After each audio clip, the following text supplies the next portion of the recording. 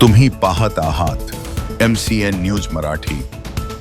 अकोला जिल्ह्यातील हिवरखेड येथे 27 जून 2026 रोजी आलेल्या जोरदार वादळी वारा व मुसळधार पावसामुळे हिवरखेड पोलीस स्टेशनच्या ऐतिहासिक इमारतीचे मोठे नुकसान झाले होते। इमारतीच्या छतावरील टीनपत्रे उडून गेल्याने मालखान्याचे नुकसान झाले, तसेच संगणक वायरिंगसह इतर साहित्याचीही नासधूस मोठ्या प्रमाणात झाली होती।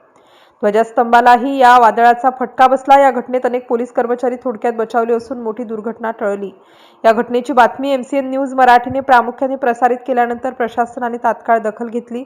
सार्वजनिक बांधकाम विभागाने नुकसानीचे पंचनामे व अंदाजपत्रक तयार करून हिवरखेड पोलीस स्टेशनच्या दुरुस्तीसाठी 10 लाख रुपयांचा निधी मंजूर केला आहे। गेल्या 2 दिवसांपासून दुरुस्तीच्या कामाला सुरुवात झाली असून जुन्या व खराब झालेल्या टीन पत्र्यांऐवजी नवीन टीन पत्रे बसविणे, त्याखाली लोखंडी अँगल बसविणे तसेच इमारतीवरील प्लास्टरची डागडुजी आदी कामे हाती घेण्यात आली आहेत। छताच्या दुरुस्तीवरच सुमारे 3 ते 4 लाख रुपयांचा खर्च अपेक्षित असून उर्वरित निधीत इमारतीची इतर आवश्यक दुरुस्ती करण्यात येणार आहे। हिवरखेड पोलीस स्टेशनची इमारत ऐतिहासिक वारसा लाभलेली असल्याने सार्वजनिक बांधकाम विभागाने दर्जेदार साहित्याचा वापर करून ठेकेदारामार्फत गुणवत्तापूर्ण काम करून घ्यावे अशी नागरिकांची अपेक्षा व्यक्त होत आहे। MCN न्यूज मराठीकरिता बाळासाहेब नेरकर, हिवरखेड।